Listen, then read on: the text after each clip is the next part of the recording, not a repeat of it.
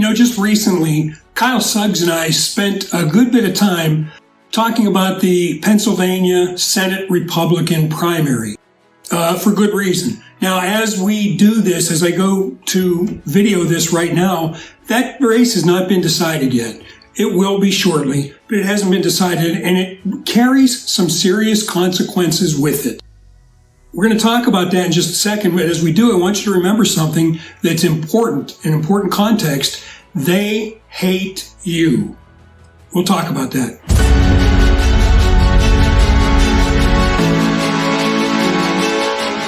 Welcome to another edition of the Marty Chronicles on the Conservative Take platform. I'm Marty Nalitz. Thanks again for joining us. At this moment, it appears Dr. Oz is going to squeak out a victory over Dave McCormick. Kathy Barnett, who Kyle and I spoke about at length recently, she made a great showing, got about 25% of the vote, but she's far out of the running on this. So by the time you see that race will probably be decided. And it becomes more important every day for some of the reasons that we talked about. Again, context, as I said a second ago, don't ever forget that the powers that be, they hate you. Don't take it personally. They hate me too. They hate you, and everything they want to do is going to work against your best wishes and your health. So let's get to, what am I talking about here? Politics in America has become exhausting.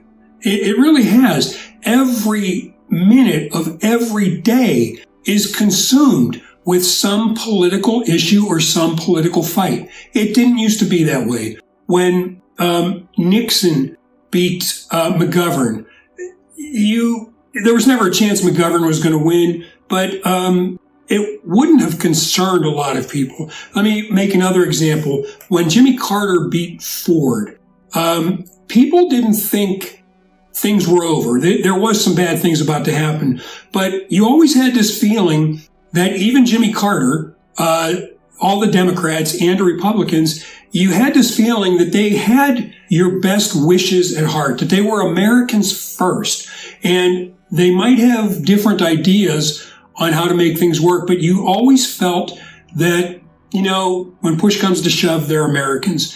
I haven't felt that way for the past, I couldn't even tell you how many years. I think things got really bad when Bill Clinton was president in terms of the division.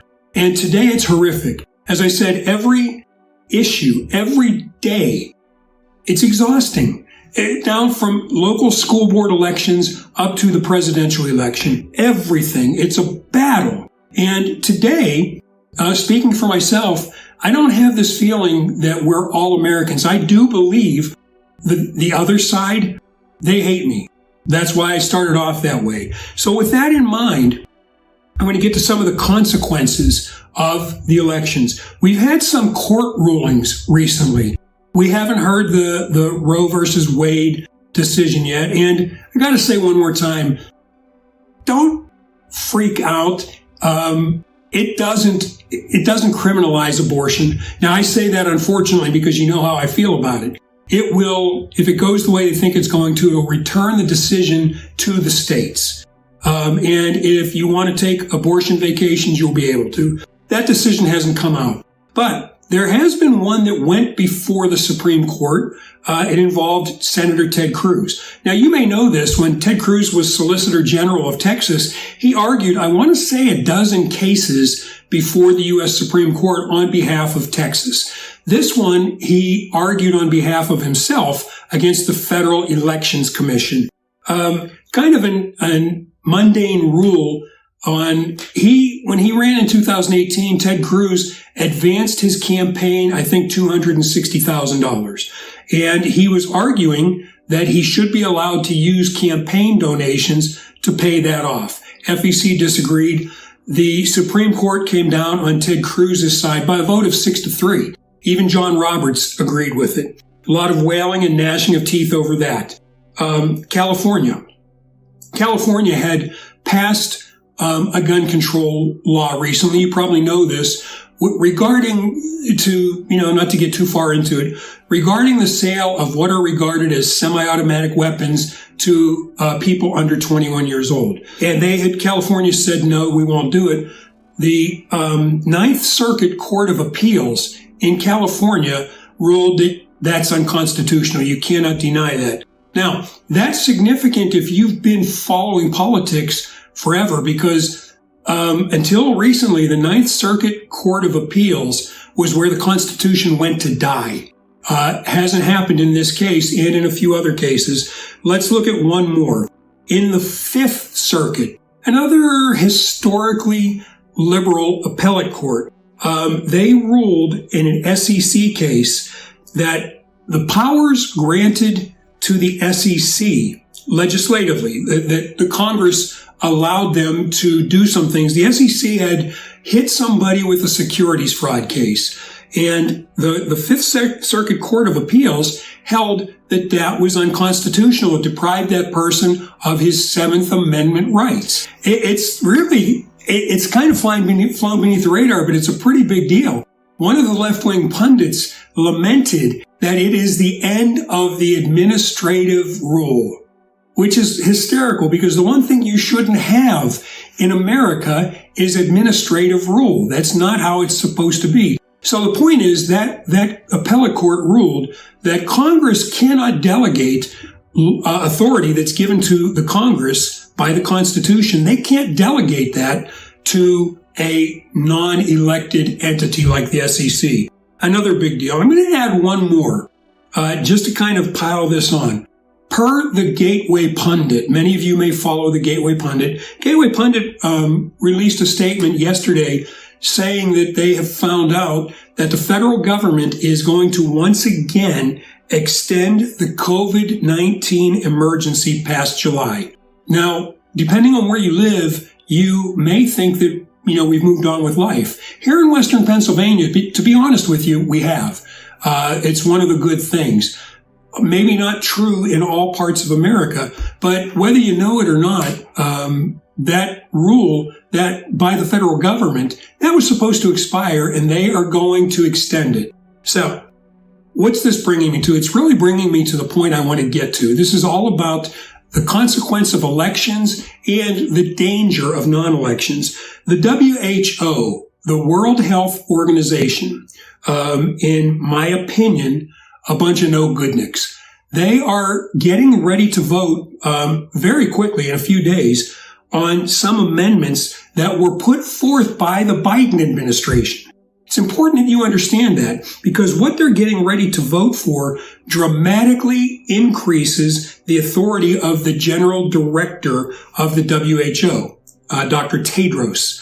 It would greatly increase his authority and give him the ability to implement many things on his own. Just a quick look at it.